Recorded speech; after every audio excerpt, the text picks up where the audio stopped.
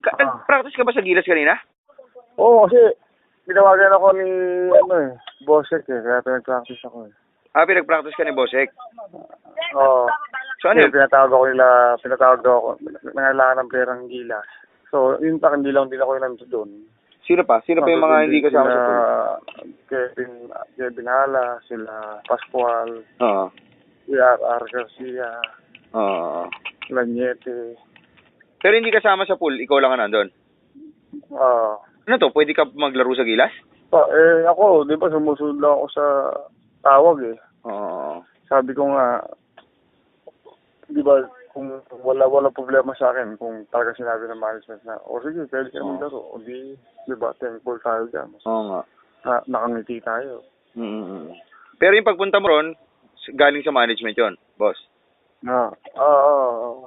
Okay. Pinapunta. So, sila ka. So, umaasa ka na... Ano? May tinawagan din kasi si Willie Marshall. Tumawag kasi si Willie Marshall kay Bosek. Oo. Yun, galing sa PBA. So, ano interpretasyon mo sa pagsali mo ron, boss? Kasama ka na sa pool? Hindi, parang siyempre, nagkulang kasi mga pagkakaisi ko dahil wala pa sinabi sa akin ganyan sama sa pool. Oo. Kasi hindi pa nga umaabot sa ganung way na kasi ang alam, urang practice, yun lang punta ko Oo. Ngayon, wala pang Pero, although sinabi nila yung susunod nila mga practice, may commitment ako, kako. Oo. Kasi bakasyon, baka kung sakali, patatawag uli kami, kung papayagan uli kami, go na ako. Wala problema.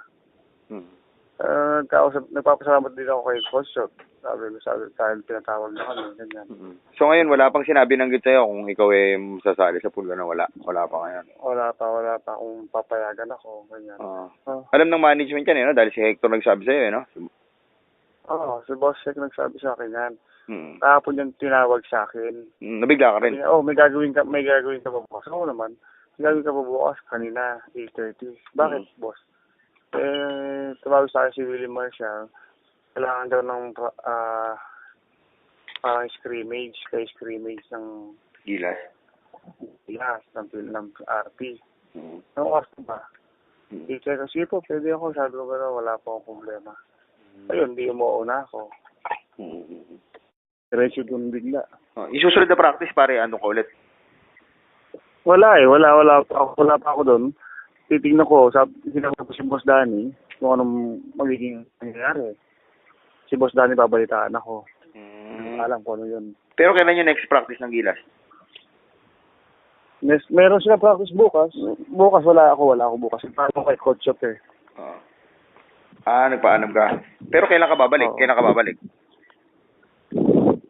Babalik? Possible ako balik kung papayagan niya ako. Baka Monday. Sino ni Coach Chot? Hindi, no management. Okay. Pero kumusta yung experience mo kanina, boss? Ayos naman? Okay naman. Yung sistema naman, madali lang. So kaya mo humabol kung sakasakali? Oo ba? Wala problema. Si Junmar, andun din kanina? Andun din? Oo, andun din. Okay. Gilas, nag-practice siya kanina. Ano setup yun? Wala. Ano lang yun? Ni-request lang na pahiramin sila dahil para makapag-scrimmage. Wala na. Yun lang. Pero hindi siya kasama sa pool? Hindi.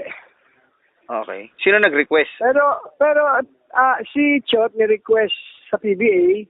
PBA tumawag sa Petron. Tapos sinabihan yung mga players. O yung makakapunta, pumunta. Dahil para makapag-practice daw ng scrimmages yung mga teams. Kasi kulang-kulang yung mga RP team. Diba? Yun. Pagkatapos, alam ko, kinausap siya ni Chot. Ano sinabi mo? Sabi niya, gusto kung mapapayagan ka at kung gusto mo, pwede kita ilagay sa pool. So ngayon, pero sabi naman niya, sa susunod na practice, hindi na muna ako magpa-practice, sabi niya. Anong sistema nito? Hihintayin yung management ng San Miguel kung papayag?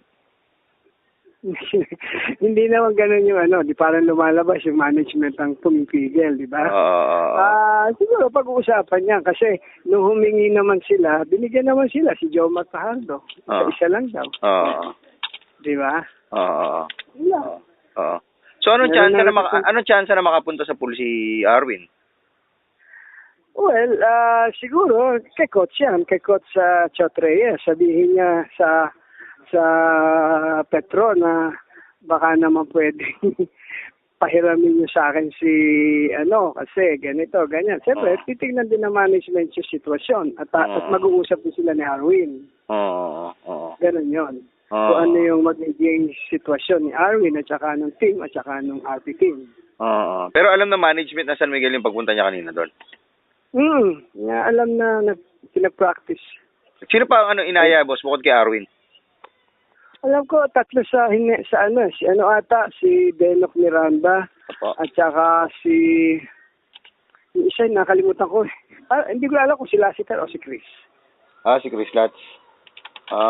Hindi ko sigurado yung pangatlo pero alam ko tatlo. Isang game lang naman yung hiniram siya. Ha? Isang game lang bale, yung scrimmage lang kanina. So paano kung dumalas yun? Kung pakikiusapan siya at hindi naman siya, wala namang conflict sa lahat ng kanyang activities saka sa schedule, saka pinadaan nila sa management at sabi naman ng management, sige, practice ka lang dyan kasi wala naman tayong ginagawa. Wala akong problema yun.